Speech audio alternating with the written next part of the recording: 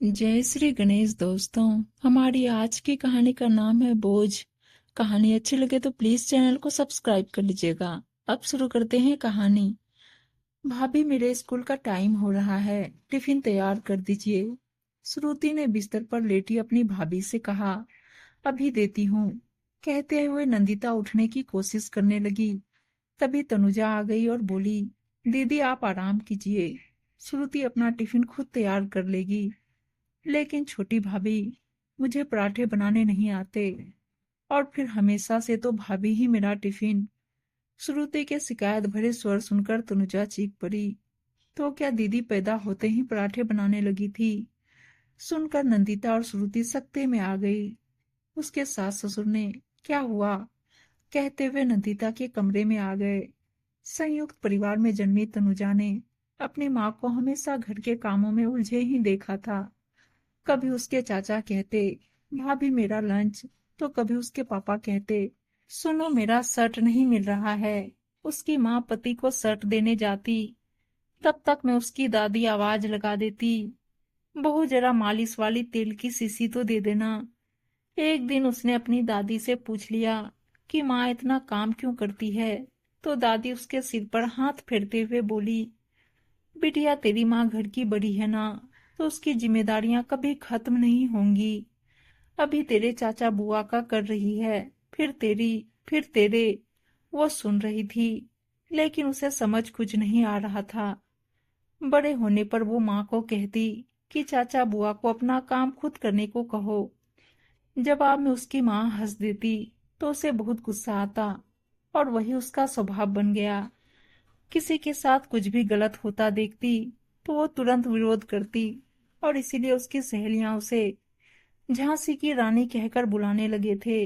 BA करने के बाद तनुजा एमए करना चाहती थी, लेकिन तभी उसके पिता के मित्र ने बताया कि मेरी बहन का छोटा बेटा आनंद मुंबई के एक सॉफ्टवेयर कंपनी में नौकरी करता है। आप लोग एक बार उससे मिल लें, तनुजा भी देख ले। शायद। आनंद की पर्सनैलिटी और बात विचार से तनुजा बहुत प्रभावित हुई। उसकी माँ ने कहा कि जेठ ननद वाले घर में मेरी बेटी का मेरे जैसा ही हाल। तब उसके पिता बोले, हमारी तनु को कौन सा वहां रहना है, उसे तो आनंद के साथ मुंबई रहना है। एक आध दिन के लिए कुछ फर्क नहीं पड़ता है। इस तरह से तनुजा आनंद की पत्नी बनकर मुंबई चली गई। जब कभी वह ससुराल आती और किचन में अपनी जेठानी का हाथ बटाना चाहती, तब वो एक हाथ से अपना पसीना पोंछते हुए कहती, तुम आराम करो तनुजा, मैं सब कर लूंगी, मुझे तो इसकी आदत है। एक दिन नंदिता अपने 6 वर्षीय बेटे सानू को नहला रही थी। तभी उसके पति ने आवाज लगाई, नंदिता जरा मेरा वॉलेट तो दे देना। सानू को बाथरूम में ही छोड़कर नंदिता भी लाई कहकर दौड़ पड़ी। तनुजा को बहुत गुस्सा आया। वह नंदिता से बोली, दीदी वॉलेट तो भैया खुद भी ले सकते थे, आप क्यों? सानू को ठंड लग जाती तो। नंदिता हंसते हुए बोली, कुछ नहीं होता है तनुजा, उनको काम करने की आदत नहीं है ना। इसके बाद भी तनुजा ने नंदिता को कई बार समझाया कि दीदी आप सभी की जिम्मेदारी क्यों उठाती हैं, भैया और श्रुति को स्वयं करने दीजिए। लेकिन नंदिता मुस्कुराकर रह जाती। इस बार जब तनुजा ससुराल आई तो अगली सुबह नंदिता ने उससे कहा कि कल रात से ही मेरे सिर में बहुत दर्द है। तनुजा बोली, तो फिर दीदी आप आज आराम कीजिए, सानू को मैं संभाल लूंगी। उसी समय श्रुति ने नंदिता को टिफिन बनाने को कहा तो वह फट पड़ी। तनुजा की सास ने पूछा, क्या हुआ, इतना हल्ला क्यों, और बड़ी बहू अभी तक सो क्यों रही है? तब तनुजा बोली, क्यों, एक दिन आराम करने का उनका हक नहीं है? तनु चुप रहे। आनंद ने उसे रोकने की कोशिश की, लेकिन वो बोलती रही, जब से मैं आई हूँ दीदी को एक पैर पर सबकी सेवा करते ही देखा है। कोई उनसे नाश्ते की फरमाइश करता है तो कोई उन्हें कपड़े इस्त्री करने को कहता है।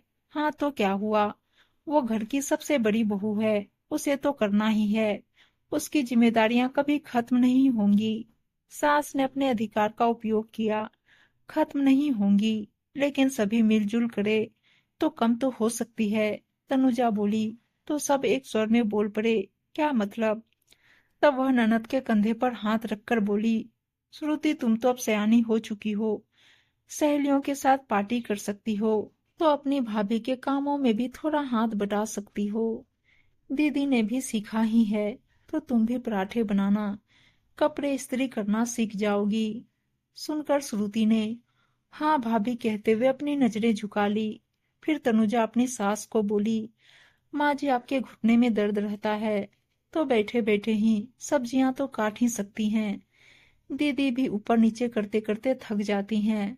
आप कभी कभी श्रुति से ही मालिश करवा लिया कीजिए, आखिर उसे भी तो एक दिन ससुराल जाना ही है। वहां सब उसे ताना मारेंगे कि माँ ने कुछ नहीं सिखाया, तो क्या यह आपको अच्छा लगेगा? बड़े भैया अपने छोटे छोटे काम खुद कर लें, कभी कभी सानू को पढ़ा दें।